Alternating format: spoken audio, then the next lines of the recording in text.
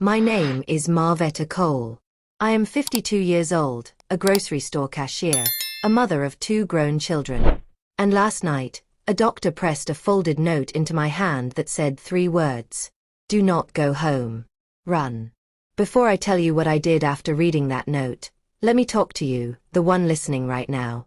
If this story already has your heart beating a little faster, please support it. Tap the like button, hit subscribe, and turn on your notifications so you do not miss the next chapters when they drop. And in the comments, tell me where you are watching from. Which city, which state. I want to know who is sitting with me while I share what happened when a regular woman like me was told her own home was no longer safe. Now let me go back to that small white room. I was sitting on the edge of the exam table, that crinkly paper crackling under me every time I moved. The hospital in our little Alabama town always felt too cold, like they kept the air just a bit lower than normal on purpose. The bright lights made my head hurt. I had come in for what I thought was a simple thing. A tight feeling in my chest that would not go away. A dizzy spell while I was ringing up canned soup and cereal.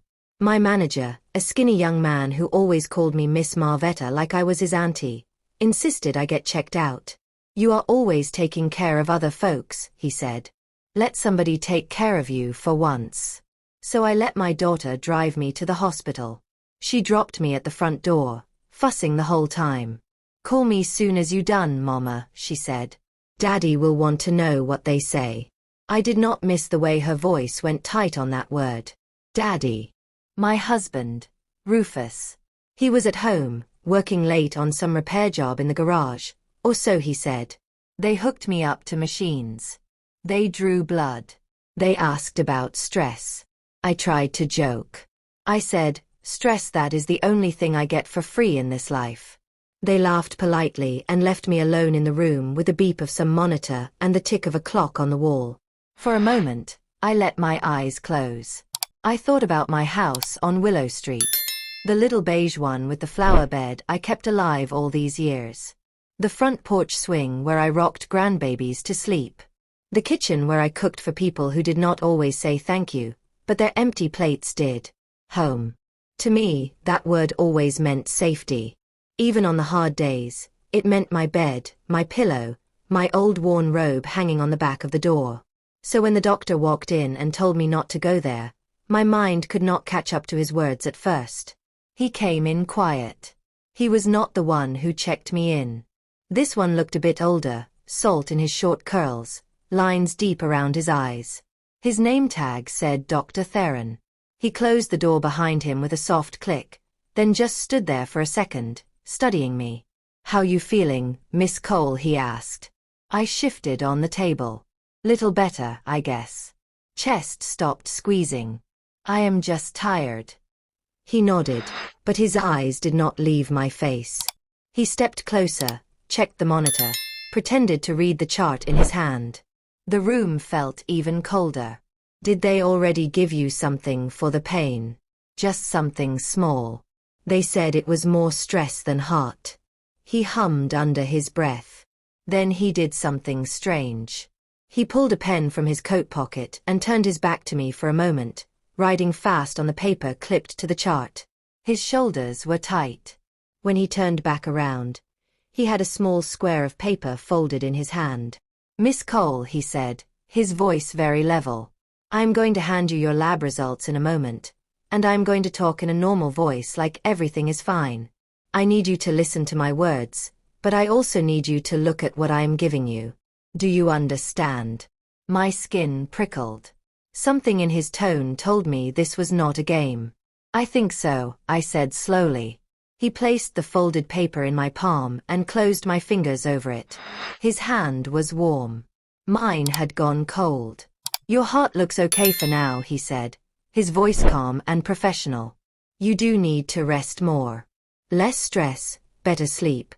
Follow up with your regular doctor in a week. Maybe talk to someone about the pressure you are under. While he spoke, I opened my hand and tilted the paper enough to read the writing. 3 short lines, written in quick dark letters. Do not go home. Run. Your life is in danger. My throat went dry. For a second, I thought maybe the medicine they gave me was playing tricks on my eyes. The room spun a little. I looked up at him. He was still talking, saying something about diet changes. But his eyes were not matching his words. In his gaze, I saw real worry. Maybe fear. I do not understand, I whispered. He cut me off with a small shake of his head, like I had said something about sodium instead of the fact that he had just told me my life was at risk. You said your husband is at home. He kept his tone easy, like we were having a normal talk. Yes, I said slowly. You live on Willow Street, right near that old brick church. I nodded. He drew a breath like he was about to say something that cost him a lot. Someone is waiting for you there, he said. Someone who knows your schedule. Someone who thinks tonight is the night nobody will suspect anything if something happens to you. My heart began to pound for real now. This is crazy, I said, my voice coming out thin. Who would want to hurt me? His gaze slid to the door, then back to me. His jaw tightened, like he was fighting with himself. I cannot say everything here, he said quietly. Walls have ears. Charts have eyes. But I saw something in your file I was not supposed to see. Somebody has been making changes. Somebody close enough to know your full name, your insurance, your medicines. My mind went straight to Rufus. To the way he had been asking about my life insurance lately. To the way he watched what I ate, what I spent, who I talked to. To the time I found a pamphlet about widower benefits in his truck glove box, and he brushed it off as nothing. I shook my head, as if I could shake him out of my thoughts. Doctor, I said, my voice shaking. I got a husband, 2 kids, grandbabies. I got neighbors. I have not done anything to nobody. His eyes softened for a moment. I know, he said. That is why I am doing this. I stared at the note again. Do not go home. Run. Where am I supposed to go? I whispered. He glanced at the clock on the wall. Right now, I want you to walk out of this room, nice and slow, like everything is normal. Go to the front desk. Check out. Then do not call anyone from the hospital phone. Do not say you are scared. When you get outside, you call someone you trust who does not live with you. Ask if you can stay with them tonight. I thought of my older sister, living an hour away in a small apartment in Montgomery. I thought of my church friend Lena, who always said, if you ever need a bed, girl, I got you. I also thought of Rufus, sitting at home in his recliner, expecting me to walk through the door in an hour with hospital bracelets and new pills. I thought I knew my life, my family, my marriage. In that white room, I realized maybe I had only known the surface. What if you are wrong? I asked in a small voice. He held my gaze for a long moment. What if I am right? He said. A chill ran up my spine. He patted my arm, louder now, in his normal doctor voice. You are going to be fine, Miss Cole. Just take it easy and follow my instructions. We will see you at your follow-up. Then he turned and left the room, leaving me alone with the note burning in my hand. I sat there for a full minute, listening to my own heart pounding in my ears. Finally, I slid off the table, grabbed my purse, and walked out. My legs felt like someone else owned them. The nurse smiled at me as I passed the station. You are all set, Miss Marvetta, she said. You take care now, okay?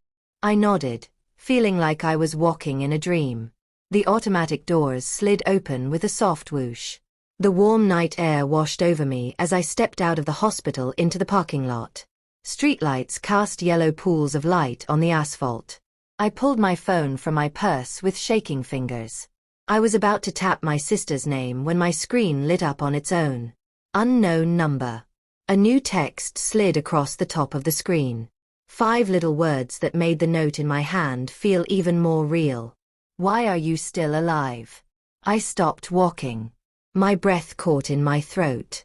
The parking lot suddenly felt too quiet, too wide, like anything could be hiding in the shadows. And in that moment, I knew this was not just a strange warning. Someone out there truly expected me to die tonight. The message on my screen didn't move, didn't blink, didn't fade. Why are you still alive? The letters felt like fingers closing around my throat. The night air turned thick and heavy. Every shadow in that parking lot looked like it could reach out and grab me.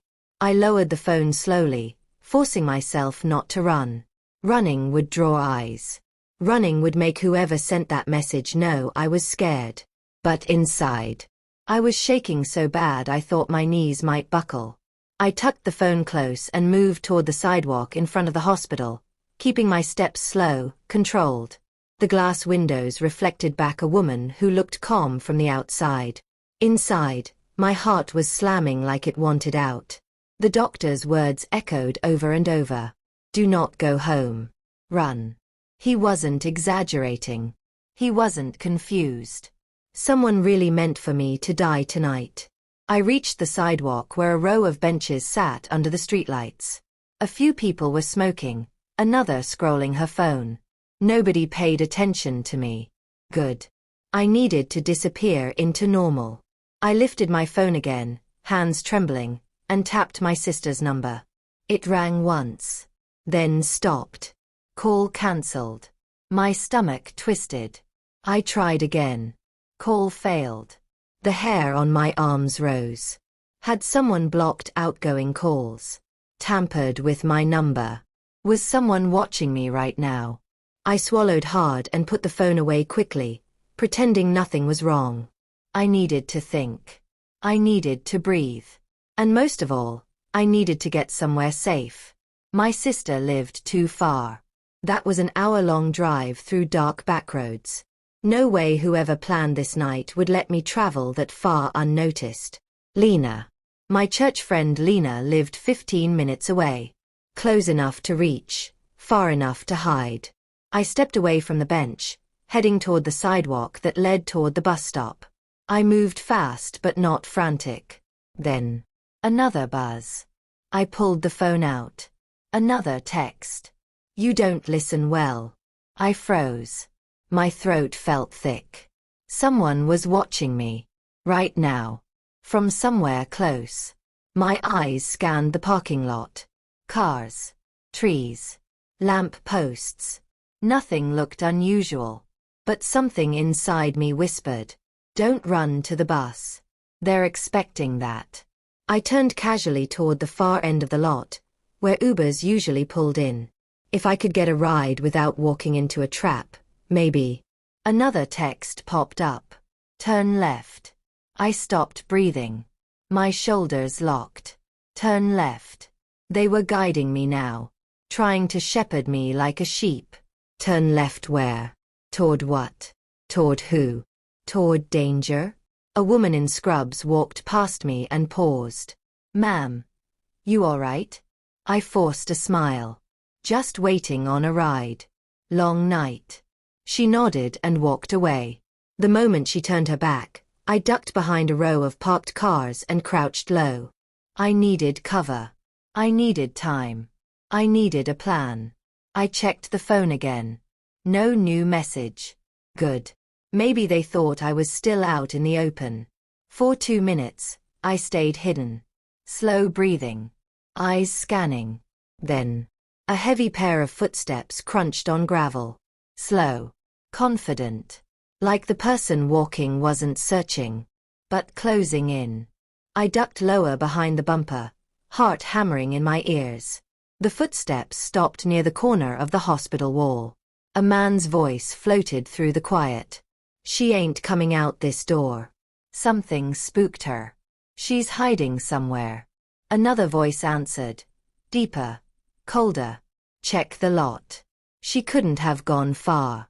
My stomach dropped. They were here. At the hospital. Looking for me. I covered my mouth, forcing myself not to gasp. Think. Marvetta. Think fast. I scanned the nearby cars. Most were locked. Except 3 rows down, a janitor pushed a cart toward a black SUV. He was humming, keys dangling from his belt. He unlocked the back door, tossing his supplies inside. I moved before fear could stop me. Silent. Quick. Low. I slipped between cars until I reached him. Sir, I whispered urgently. Please. I need help. Right now. He turned, startled, eyes widening. Ma'am. Are you okay? I shook my head. Someone is following me. Please don't look around. Please don't draw attention. I just need to get into your car. Just to be hidden. Just for a minute. He hesitated, only a heartbeat, something in my face telling him it was real. Get in, he whispered. He opened the back door wider. I climbed in fast, curling behind the row of boxes in the back cargo area. He shut the door gently and pushed his cart back across the lot, whistling like nothing was wrong. I held my breath. 2 silhouettes moved near the front of the hospital. Both men. Both looking in every direction except mine. They split up, searching rows of cars. Closer. Closer. Closer. One of them stopped near the SUV. My pulse stopped completely. He rested a hand on the hood, scanning the area. I froze so hard my muscles ached. Then he muttered. Car's cold. She ain't here. He walked away. 10 seconds passed. 20. Then. My phone buzzed. My heart dropped. Another message. You can hide. But not for long. I swallowed down the panic threatening to overtake me. I had to stay smart. Smart kept you alive. I typed a message to Lena with shaking fingers. Emergency. I can't explain. Can you call me from a different number? Delivered. Not read. Good. If these people were monitoring my line, a call from another number might slip past undetected. The janitor returned and opened the driver's door, sliding in calmly. You still back there? Yes, I whispered. He nodded. Where you need to go? I swallowed hard. Anywhere but Willow Street. He started the engine, keeping his eyes forward. You in trouble with the law or with somebody dangerous? I hesitated. Both, I think. He didn't ask another question. He pulled out of the lot and merged onto the road like everything was normal, like my entire life wasn't collapsing behind us. As the hospital faded in the distance, my phone buzzed again. Not a text this time. A call. From Lena. Thank God. I answered immediately. Lena whispered. Baby. I'm coming to get you. But you need to tell me something. What? She took a shaky breath. Your husband came to my house 20 minutes ago. He was knocking on my door asking if you were with me. He looked wrong. Like he was scared. Or hiding something. I felt my chest tighten. Marvetta, she whispered. What is going on? Why is your husband looking for you like a man running from fire? I stared out at the dark trees rushing by the window. Because I whispered. I was never supposed to leave that hospital alive tonight. Lena inhaled sharply. And something else hit me. Hard. Sharp. The men searching for me weren't acting alone. Someone told them exactly where to look. Someone who knew I'd be at the hospital. Someone who knew my schedule. Someone who had access to my files. Someone close. Too close. I whispered into the phone. Lena. I think Rufus is involved. The janitor turned his eyes to the mirror at me. Are you safe with that man? I shook my head. I don't think I ever was. Suddenly, another message popped up. A new number. Not the old one. This time, the message was only one line. Your doctor talks too much. My blood ran cold. And right then, the SUV headlights washed over something on the side of the road. Something that made the janitor slam the brakes. A car. Crashed into a ditch. The hospital doctor's car. Its headlights still on. Driver's door flung open. The doctor was gone. The SUV jerked to a stop so violently my shoulder hit the seat in front of me. The janitor stared through the windshield, eyes wide. Lord have mercy. That's the same doctor who came into the hospital earlier, ain't it? My heart dropped clean through my stomach. It was his car. Same dent in the bumper. Same parking sticker. The driver's door hung wide open, swaying gently in the wind like someone had been yanked out. Not walked out. Dragged. I pushed myself upright in the back seat. We can't stay here. Pull off. Now. The janitor nodded fast and pressed the gas, steering us past the ditch. But as we passed the wreck, my breath caught. There were footprints in the mud. Boot prints. 2 sets. Leading into the woods. And 1 smear of blood across the doorframe. I clutched the seat tightly. They got him. The janitor shot me a glance in the mirror. Who got him? Who are these men chasing you? I swallowed hard. I don't know yet. But I think my husband is part of it. His eyebrows pulled together. You sure about that? My voice trembled. My husband has been watching me for months. Asking strange questions. Staying out late. Acting nervous. Checking my life insurance. And tonight he showed up at my friend's door asking where I was. The janitor's grip tightened on the steering wheel. That ain't right. My phone buzzed again. New message. Same unknown number. We know where you're going. I froze. Lena was on the phone listening. I whispered. Lena, did you tell anyone I was calling you? No. But. Her voice broke. But your husband left my house 10 minutes ago. He was angry. Breathing hard. He kept saying, where is she? Where would she go? Who would help her? The janitor shook his head. We can't go to your sister. We can't go to your house. We can't go to your friend. They watching all of that. I leaned back, breath shaking. Then where do we go? He thought for a moment. There's a small motel off Highway 19. Nobody goes there unless they have to. Cash only. Quiet. I can drop you there. Make sure you safe. I nodded. Do it. But halfway down the road, another thought hit me. Sharp. Sudden. Terrifying. The doctor's warning wasn't random. He didn't tell me to run for no reason. He saw something. Something in my file. Something someone at the hospital changed. Insurance. Emergency contacts. Medical alerts. Someone had altered my records. Someone who worked inside the hospital. Or someone who had access. My husband didn't work in healthcare. But he did have someone close who did. My mind snapped to a name so fast I gasped out loud. Kiera. My husband's niece. A nurse technician. Working night shifts. Always talking about how small town folks get away with too much. Always asking me weird questions about my meds.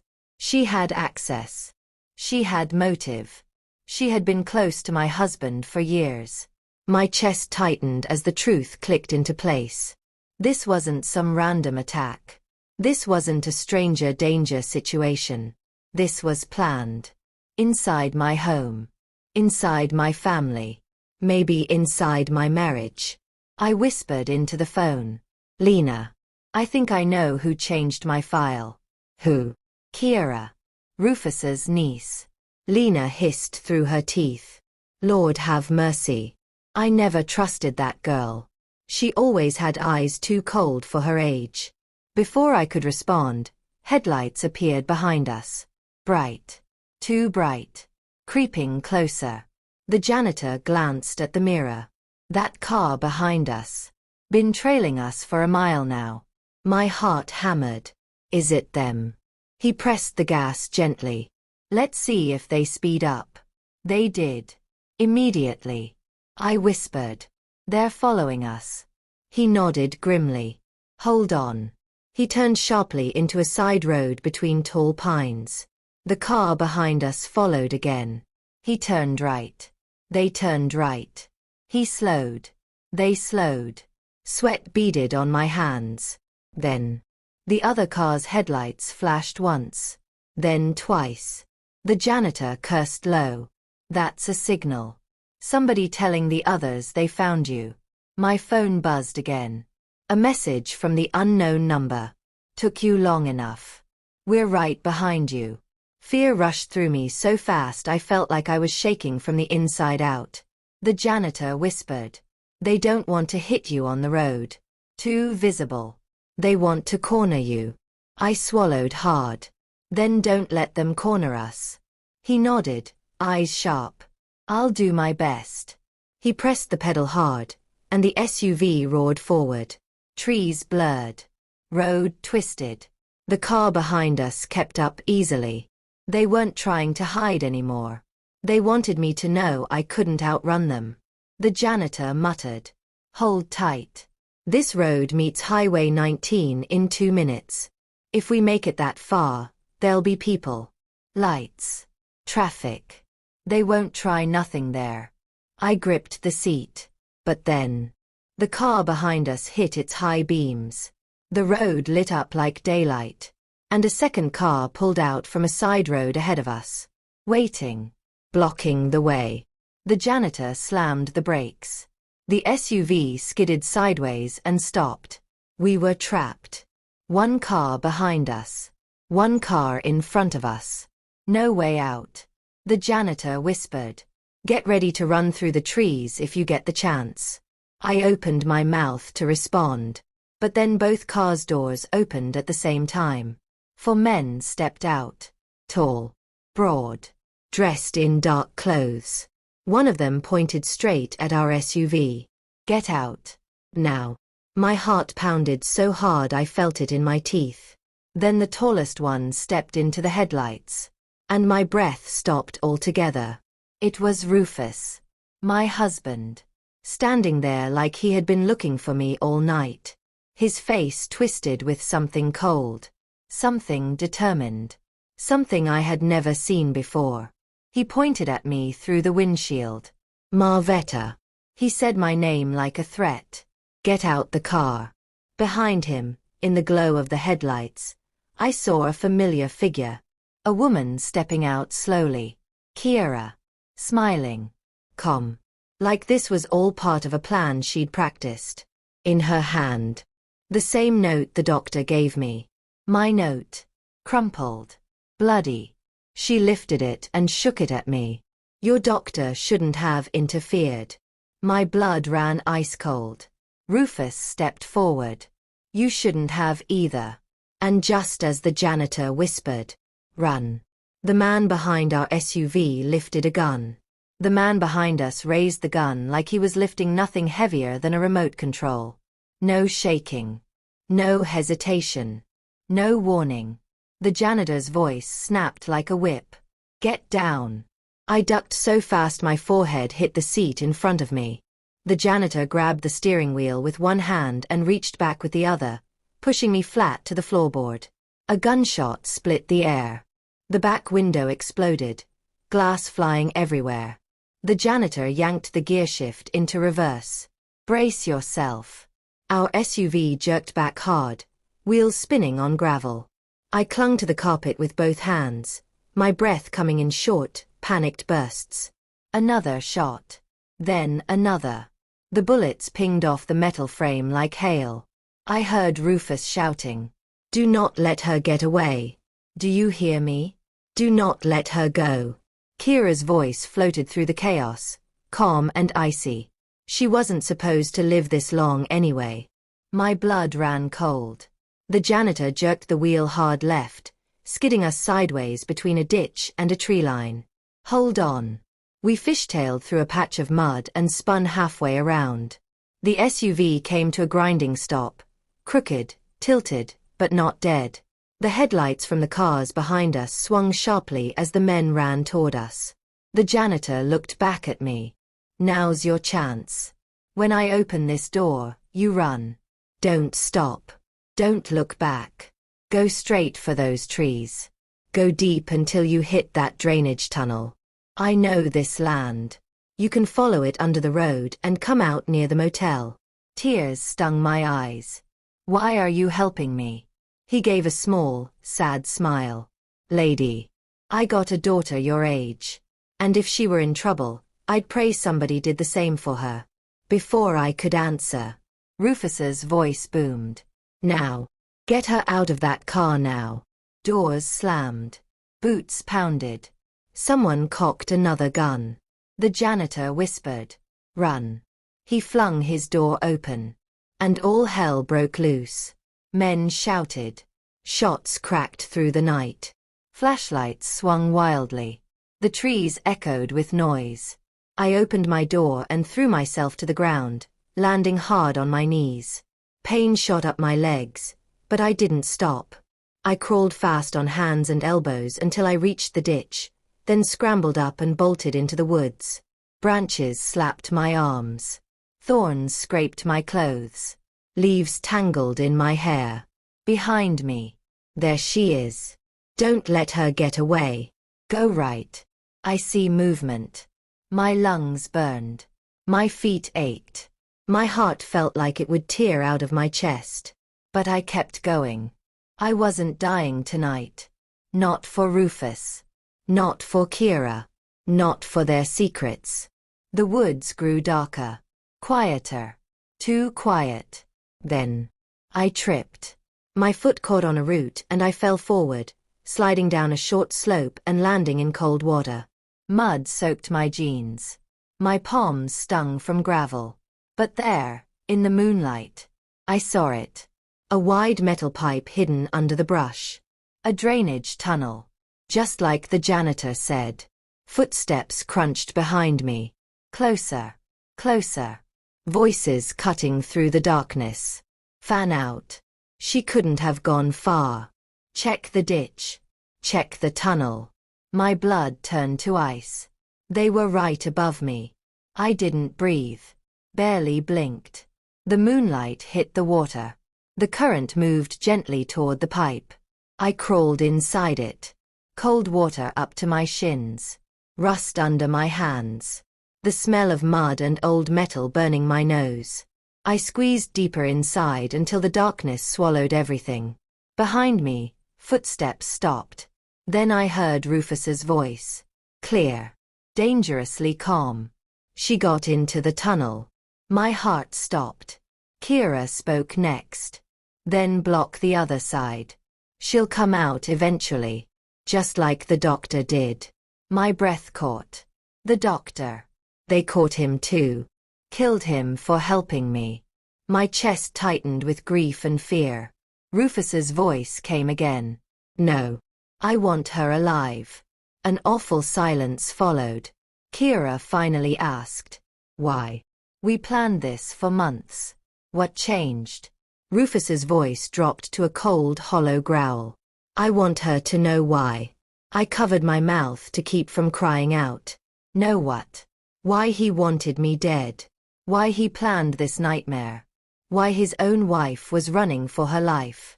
Branches cracked overhead as Rufus stepped closer to the tunnel mouth. His voice echoed into the darkness, crawling along the pipe like a ghost. Marvetta. I know you can hear me. I squeezed my eyes shut. He took another step. I could hear the gravel shift. You think running is going to save you. You think hiding is going to change anything. You should have died at that hospital. My stomach lurched. He continued. You were supposed to be gone quietly. No mess. No investigation. A heart attack. Easy money. My breath froze. Heart attack. The doctor visit. The stress tests. My prescriptions. Rufus had planned to use my medical history to mask my murder. Kira added cheerfully. You really were supposed to drift away in your sleep, you know. Peaceful. Simple.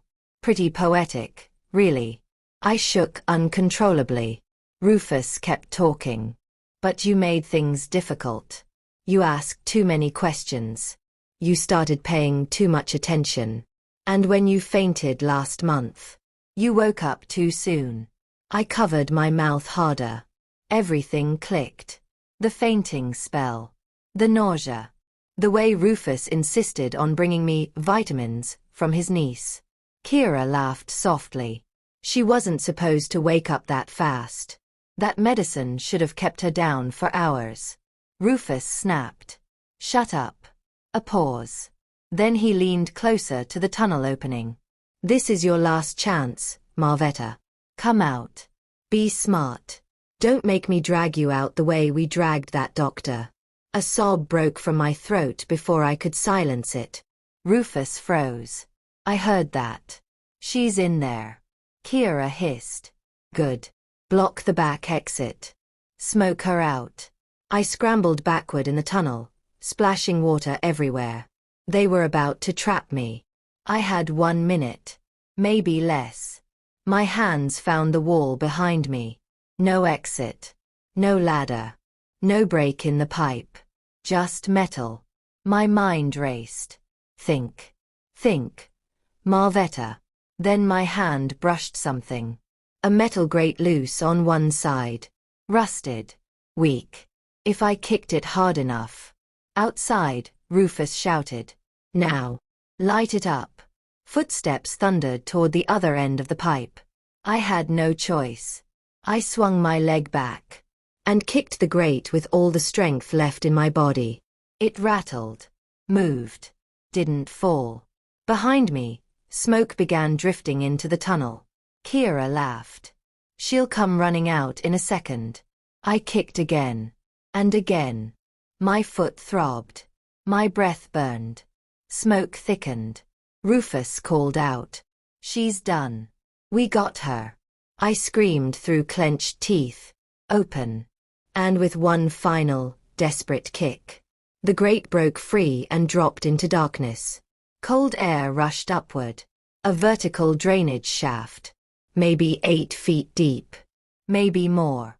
Their footsteps grew louder. Closer. 3 seconds.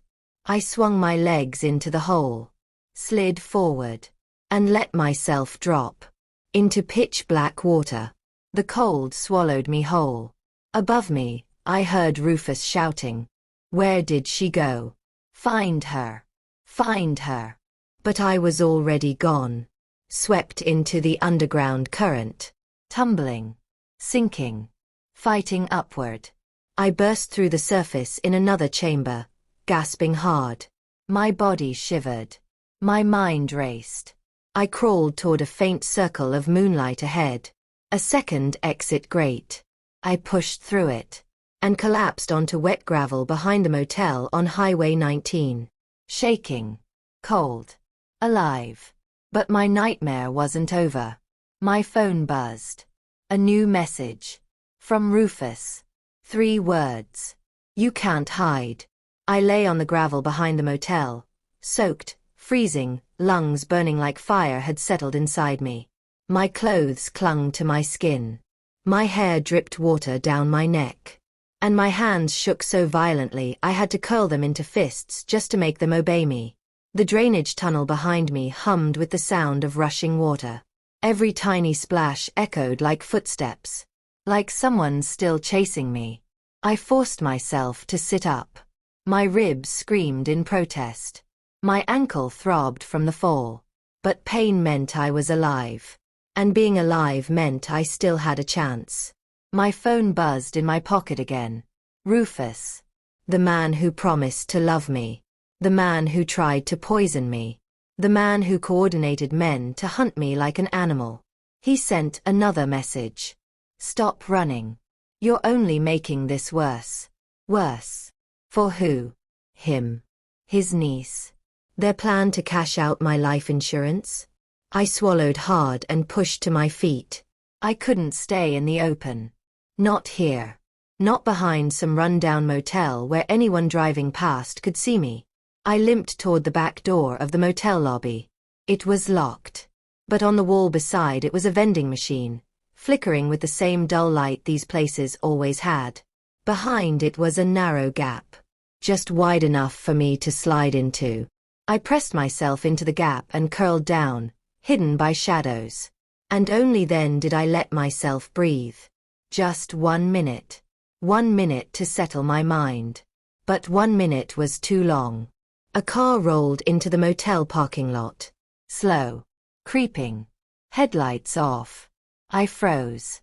My pulse slammed so loud I could hear it in my ears. Please. Please don't be him. The engine stopped. A door opened. Closed quietly.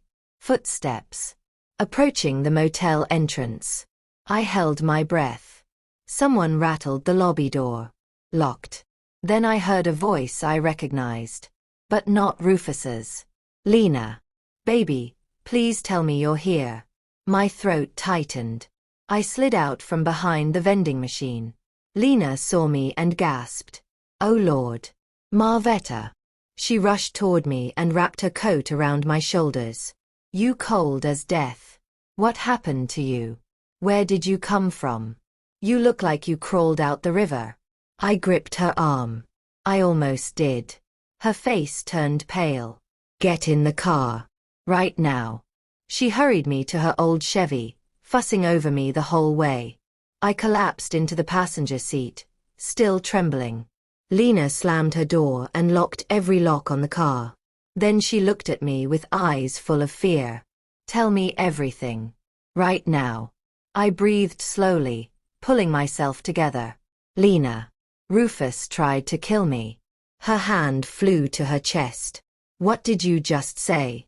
I explained everything. The doctor's warning. The note. The men following me. The drained file. Kira's involvement. Rufus commanding them. The crash. The tunnel. The chase. Lena listened without blinking, her knuckles white on the steering wheel. When I finished, she whispered. Your husband planned to murder you. The man you cooked for. Cleaned for.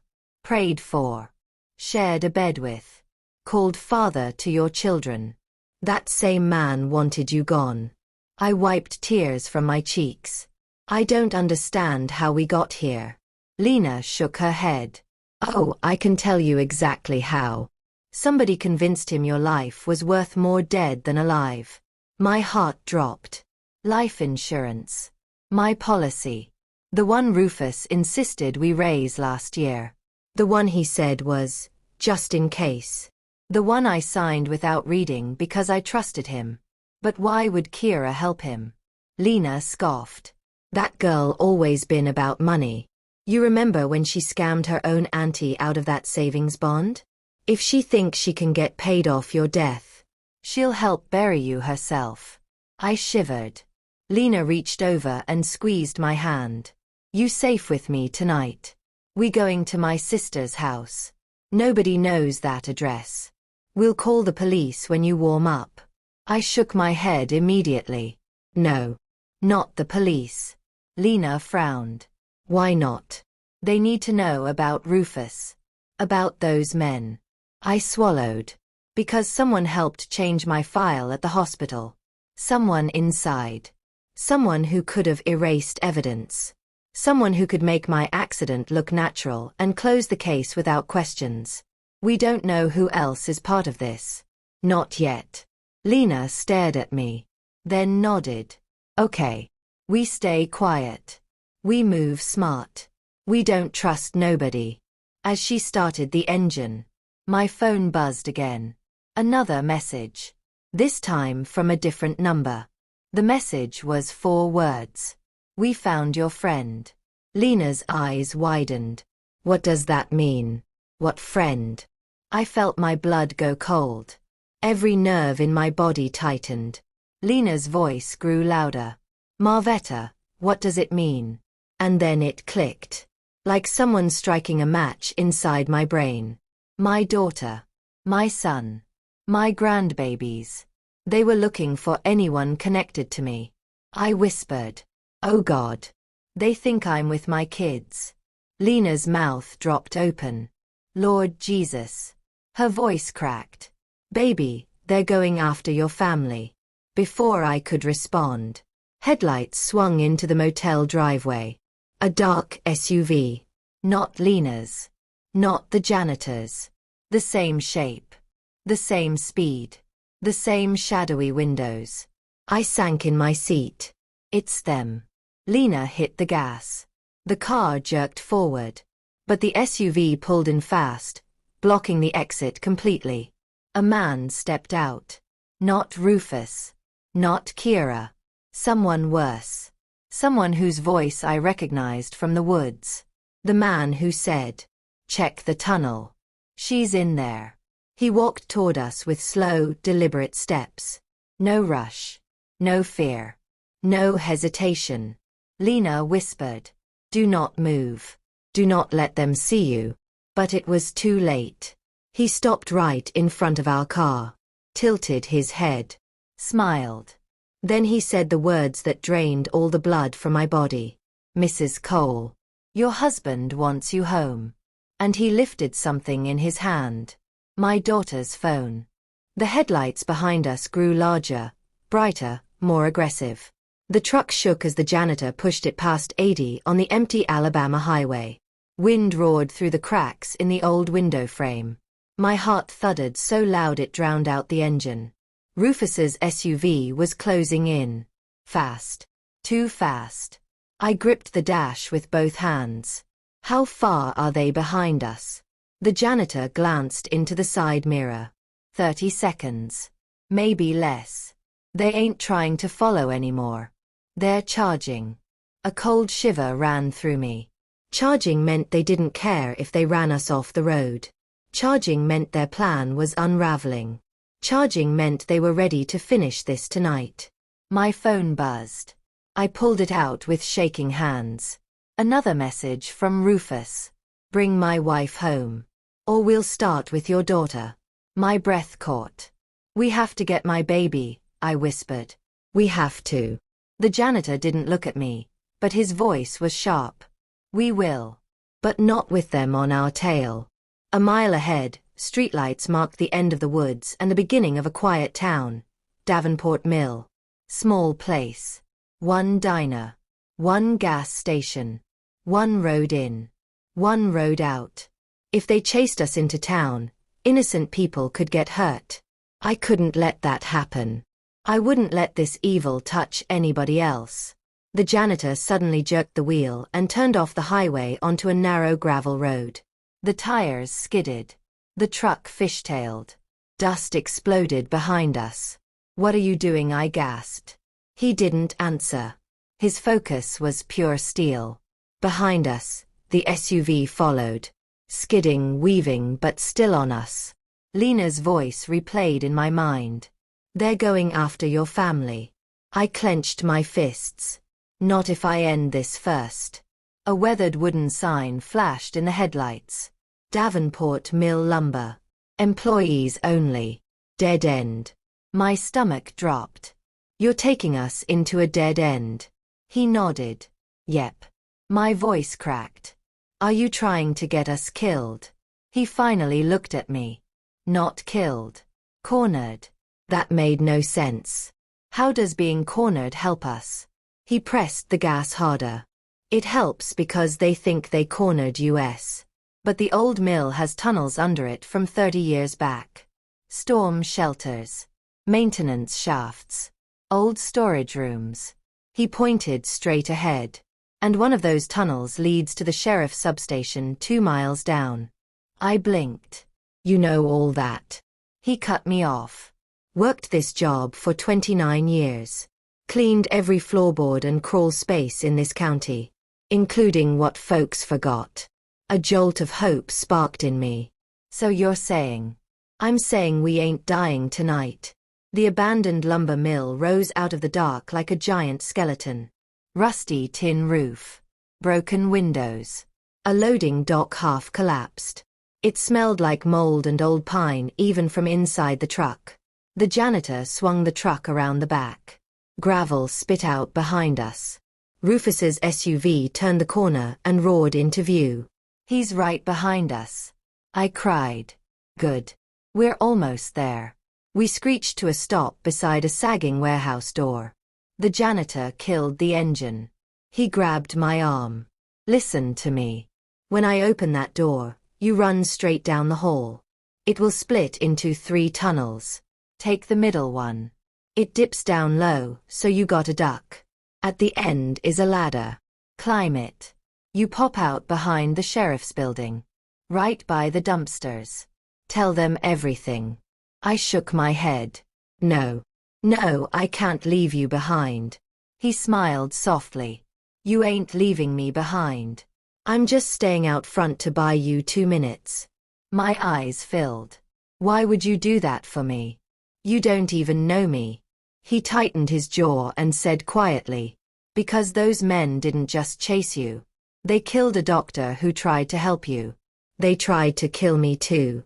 And because good people don't just watch evil win."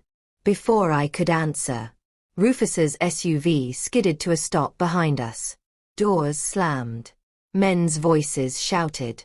The janitor grabbed the door latch. "Go." But as he pushed the warehouse door open, a deafening gunshot tore through the night. The janitor staggered. Blood blossomed across his shoulder. "No," I cried. He grit his teeth and pushed me inside with his good arm. "Run." I stumbled into the dark hallway as more gunfire echoed outside. Men shouted. Boots slapped against concrete. Rufus's voice roared. "Don't let her into the tunnels. If she gets in, we lose her." I ran. I ran until my lungs screamed. Until my legs buckled. Until I hit the tunnel split. 3 openings. Left. Right. Middle. The middle one dipped low, just like the janitor said. I ducked and crawled inside. Behind me, footsteps pounded closer. Fast. Too fast.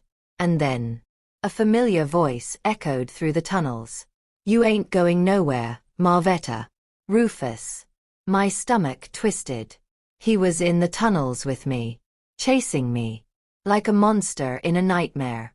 His voice bounced off the walls. "You should have listened. You should have laid down and let this happen." I clawed forward. Dirt filled my nails. Spiderwebs clung to my hair. Cold air bit at my hands. Ahead. A faint glow. The ladder. I crawled faster, dragging myself through the tight space until my palms hit metal bars. I began to climb. Every rung burned. My legs shook. My breath tore at my chest. Halfway up, Rufus's hand grabbed my ankle. "Got you." I screamed. A raw, wild, terrified scream. He yanked hard. I slipped. My shin slammed into the rung. "Let go of me." I sobbed. Rufus snarled. "You belong to me." He jerked again. And pain ripped through my leg. But something else ripped too. The last chain holding my fear in place. I twisted and kicked back with all my strength. My heel caught his shoulder. He shouted in pain, losing his grip for a second. I climbed fast. Faster than I thought my body could move. Rufus clawed at the ladder behind me. "You ain't leaving me. You hear me? You ain't leaving." I reached the top. Shoved the hatch open. A blast of cool night air hit my face. A dumpster sat beside me. The sheriff's substation glowing beyond it. Voices. Radios. Deputies. Safety. I scrambled out. But Rufus lunged up behind me, crawling like a demon emerging from the pit. He grabbed my leg one last time. "Marvetta." And then, freeze. Hands where we can see them. Flashlights blinded us. Guns drawn. Deputies shouting. Rufus froze. His grip slipped from my ankle. A deputy yanked me away and shielded me behind him. Another officer shouted, "Sir, get down on the ground. Now. Do it now." Rufus looked at me, chest heaving, face twisted with fury and disbelief. Then he whispered, "You were supposed to die for me." And he lunged. Straight at the deputies. 3 shots rang out. Rufus fell. Hard. Face down. Unmoving. Deputies swarmed him. The one holding me said softly, "Ma'am, you're safe now." I collapsed into his arms, sobbing. Not out of sorrow. Out of relief so sharp it hurt. But even through the tears, one thought burned like fire. Kira was still out there. And my daughter was still missing. This wasn't over. Not yet. The deputies swarmed around Rufus's body, shouting commands even though he lay still. One officer kicked the gun away from his hand. Another checked for a pulse. A third called for medical backup. I stood there shaking, shoulders wrapped in a deputy's jacket, my breath coming in broken little bursts that didn't feel like enough air. The night felt too bright, too loud, too sharp. The lights from the substation made everything look unreal, like I was watching my own life from a distance. But then a thought sliced through the haze. My baby. My daughter. I grabbed the deputy's sleeve. My daughter. They took her. She's still out there. They have her. They have her phone. My voice cracked. Please. Please help me find her. The deputy, Officer Jameson, his badge red, put a steady hand on my shoulder. Ma'am, we will. Just breathe for a moment. Breathe. How does a mother breathe when her child is stolen? I shook my head hard. No. No waiting. We can't stand here. They said they'd hurt her. They said. My words dissolved as fear tightened around my ribs. Officer Jameson's voice softened. We already put out an alert for the daughter's vehicle. High priority. Every unit in a 40-mile radius is looking for her. It wasn't enough. You don't understand. I cried. They're not waiting. They're not hiding. They're moving her right now. Another officer jogged up, face tight with urgency. Sheriff's on his way. He wants her inside immediately. Says this case just exploded. They guided me inside the substation's back door. The lights were bright. The floor smelled like disinfectant. Phones rang non-stop. Someone handed me a bottle of water. Someone wrapped another blanket around my shoulders. Someone else asked for my full name, address, and emergency contacts. But the only thing I could think was, my daughter is out there with killers. And I put her in danger by running. I pressed my hands to my face. This is my fault. Officer Jameson leaned in. No, ma'am. The only people responsible for this are the ones who planned it. I didn't answer. I didn't have the strength to argue. A door opened. Sheriff Melvins walked in. A tall black man in his late 50s with silver hair and a voice that filled the whole room even when he spoke softly. He scanned me with a heavy, serious gaze. Mrs. Cole, I know you've been through hell tonight. But we need your help. This situation is bigger than we thought. I wiped my tears. Bigger how? He sat across from me. We ran your husband's plates and phone records. We got hits tied to a network we've been tracking for 2 years. A fraud and trafficking ring. Money laundering. Insurance scams. Medical identity theft. My stomach twisted. Medical. My file. He nodded. The changes you mentioned match the pattern. Someone was trying to stage a natural death and drain your benefits. They've done it before. My head spun. Sheriff Melvins continued. Your husband wasn't the mastermind. He was small-time. A puppet. Someone else coordinated the hospital access, the file changes, and the cleanup. I whispered. Kira. His eyes sharpened. His niece. Yes. We already have a warrant for her arrest. A deputy burst into the room holding a tablet. Sheriff. Traffic cam hit on the daughter's sedan. Headed west toward the county line. Speed consistent. No weaving. Driver unseen. My heart slammed. Is she alone? The deputy swallowed. We don't know. Sheriff Melvins stood fast. Get units on both sides of County Road 17. Block the state line crossing. Send air support. The deputy nodded and sprinted off. I stood too quickly, almost stumbling. Sheriff. Please. Let me come with you. He shook his head gently. Mrs. Cole. This could turn violent. We can't take you into the field. Tears streamed down my face. She's my child. He held my gaze, steady. And we're going to bring her home. I promise you. A door slammed open. Another deputy rushed in, breathless. Sheriff. The husband. He's alive. My knees buckled. What? The deputy grabbed his knees, panting. Barely. Pulse weak. EMS stabilizing him now. He's trying to talk. The sheriff motioned toward the back exit. Let's go. They half-guided, half-carried me outside to the ambulance. Rufus lay on a stretcher, pale, blood staining his shirt. His eyes fluttered open when he heard me. I stepped toward him. Why?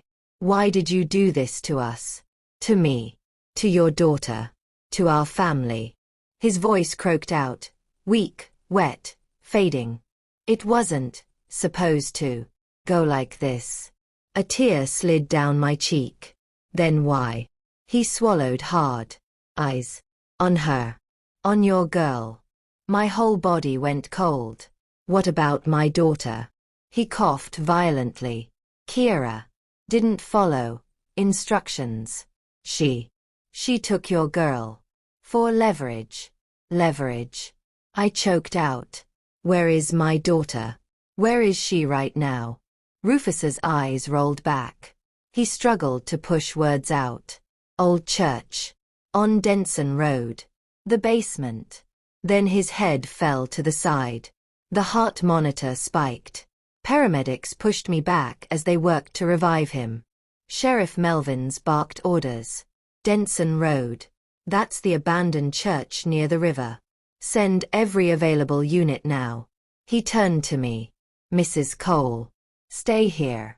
But I backed away, shaking my head. No. No. No. You're not leaving me behind again. Not while my daughter is in that place. Not while Kira is with her. The sheriff stepped forward, voice low, firm. This is a hostage situation now. I cannot take you into that building. I stood my ground. Then I'll get there myself. He stared at me. A beat. 2. 3. Then he exhaled slowly. Get in my truck. But you do exactly what I say. I nodded, tears streaming. Yes. Anything. Just take me to my baby. Moments later. We were flying down the highway in the sheriff's truck, lights blazing, siren cutting through the night. Patrol cars followed. A helicopter swept above the trees. As we approached the old abandoned church, a crumbling brick building hidden behind twisted oaks, I saw movement in the shadows. A figure dragging someone. Then a scream. High. Terrified. Familiar. My daughter. She screamed again. Mama. Mama, please.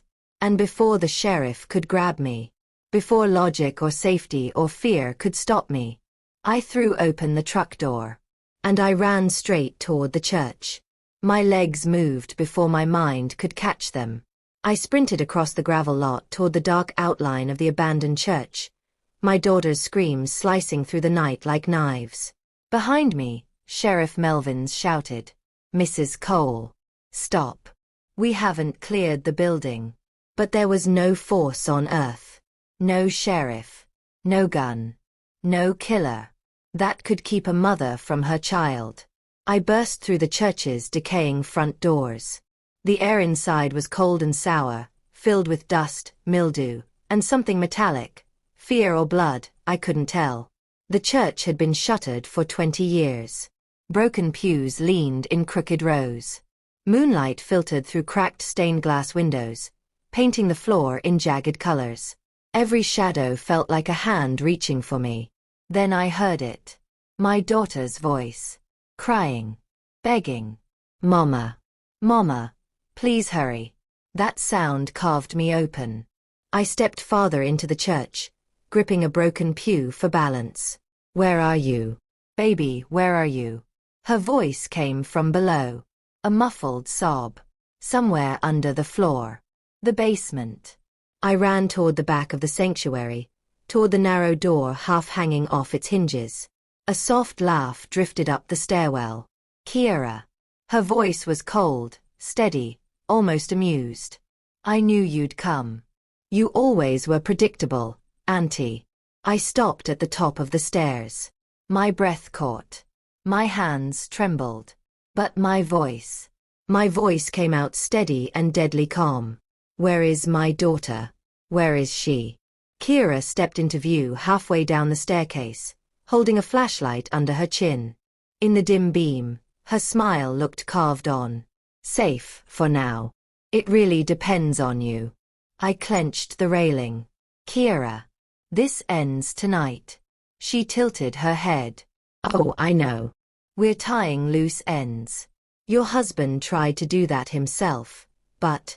She smirked. He was never as smart as he thought. My chest tightened. Who are you working for? Why us? Why my family?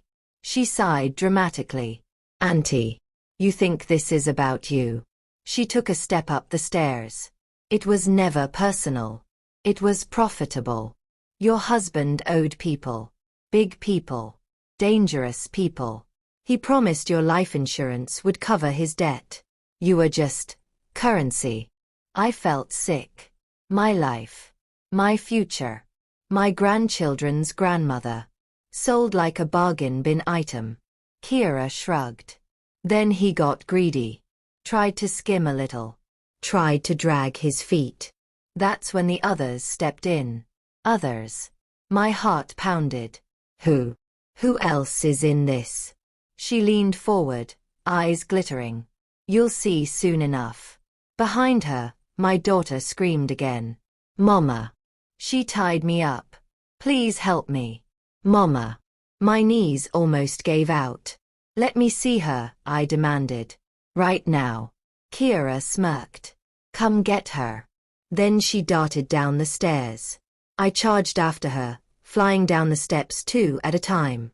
But halfway down, a hand shot out from the darkness and grabbed my ankle. I screamed as my feet swept out from under me. I fell hard on the steps, ribs slamming wood, breath knocked clean out. The flashlight rolled, spinning a shaky beam across the basement walls. And there, at the bottom of the stairs, stood the man from earlier. The one who said, "Your husband wants you home." He cracked his neck slowly, smiling up at me. Round 2, Mrs. Cole. I kicked hard, yanking my leg free just in time as he lunged up the stairs. I scrambled back, gasping, ribs aching. But suddenly, a gunshot exploded from behind me. The stairwell flashed white. Sheriff Melvin's voice boomed. Step away from her. Hands in the air. Do it now. The hitman froze. Raised his hands slowly. Melvin's came down the stairs, gun trained steady on the man's skull. Get on your knees. I said down. The hitman dropped. Melvin's kept his gun fixed on him while shouting up the stairs. Basement secure. Move in. Deputies thundered into the building. I stumbled past the hitman, shaking, slipping on dust and broken tiles. I reached the basement floor, and froze. My daughter sat tied to a metal chair. Tape across her mouth. Hands bound. Tears streaming down her face. But she was alive. I ran to her, tearing the tape off. She sobbed. Mama. Oh, thank God. Mama. I held her face in my hands. I'm here, baby. I'm here. I cut the ropes. Freed her wrists. Pulled her into my arms. Her body shook against mine. But something felt wrong. Someone was missing. Where's Kira? I whispered. My daughter's eyes widened. Mama. She said. She said she was lighting the fuse. I pulled back. What fuse? A low rumble vibrated through the floorboards. Dust fell from the rafters overhead. Oh God. Alarm. Sheriff Melvins shouted. The building's rigged. Everyone out. Move. Deputies rushed for the stairs. My daughter clung to me. Mama, please. I grabbed her hand and ran. The lights flickered. The walls shook. Kira's voice echoed faintly from somewhere in the back hall. Should have gone home, Auntie. A blast ripped through the far corner of the basement. Wood splintered. Flames shot up the walls. The old church groaned like it was taking its last breath. I dragged my daughter toward the steps. But then the hitman lunged one last time, grabbing my leg. You ain't leavin'. Before he could finish, Sheriff Melvins kicked him full force in the face. The man collapsed. Melvins grabbed my daughter under one arm, me under the other. Move. Move. Go. We raced up the stairs. Another explosion rocked the floorboards. The stairwell cracked. Smoked. Sparked. We burst out into the sanctuary just as flames chased us from below. Deputies pulled us through the doors. The moment we cleared the threshold, the entire basement blew out. A thunderous roar. A tower of flame. Shards of stained glass exploded outward like 1,000 tiny knives. We hit the gravel hard, shielding our heads. The old church collapsed in on itself. A fiery heap of smoke and memories. I clutched my daughter, shaking uncontrollably. She sobbed into my shoulder. Mama. Mama, I thought. I thought I'd never see you again. I kissed her forehead. It's over, baby. It's over now. But Sheriff Melvins was staring at the flames with a troubled, narrowed gaze. I asked quietly, Sheriff, what is it? He looked at me, jaw tight. We didn't see Kira's body come out. A chill ran up my spine. You think she made it out? He nodded slowly. She's smart. Calculated. And she knew that building better than all of us. My daughter trembled. Mama. She said someone else is coming. Someone over her. Someone worse. Sheriff Melvin's eyes hardened. Then this ain't the end. Not even close. A deputy approached, placing a comforting hand on my back. Mrs. Cole. You saved your daughter's life tonight. You survived something most people wouldn't walk away from. I exhaled shakily. But I wasn't thinking about survival. I was thinking about what it meant to live again. To rebuild. To breathe freely. To finally cut every chain Rufus wrapped around me. My daughter squeezed my hand. Mama. What are we gonna do now? I looked at her. At her trembling lips. Her tear-stained cheeks. Her brave little heart. We're going home. Just not to the house on Willow Street. She nodded into my shoulder. Sheriff Melvins stepped closer. Mrs. Cole. When you're ready, come by my office. We're putting together a case that will take down this entire network. Your testimony could save more lives than you know. I took a deep breath. I'll do it. Every word. Everything they did. I'll tell it all. He nodded firmly. You have a place in our protection program if you want it. For the first time in hours, I felt something warm in my chest. Hope. I stood, holding my daughter close. And speaking softly into her hair, I said, they tried to bury us. But they didn't know we were seeds. She looked up at me, confused. I smiled. It means we rise again. The sheriff walked us to his vehicle to take us somewhere safe. The last thing I saw when I turned back toward the burning church was a figure standing far beyond the fire line. Too still. Too calm. A silhouette. Watching. And when the flames flickered just right, I saw a glint of blonde hair. Kira. Alive. Smirking. Watching me escape. But she didn't run. Didn't hide. She simply raised a hand. And pointed 2 fingers at her own eyes. Then at me. A warning. A promise. A war. I held my daughter tighter. This wasn't over. But tonight, I won. And I would keep winning. Because I had something more powerful than fear. I had a reason to fight. My family. My future. My life. For anyone listening to this right now, make sure to like this story so it reaches more people. Subscribe for more powerful journeys like this one. And turn on your notifications so you don't miss what comes next. And tell me in the comments where you're watching from. I love knowing who walks these roads with me. My name is Marvetta Cole. And this is the night I refuse to die.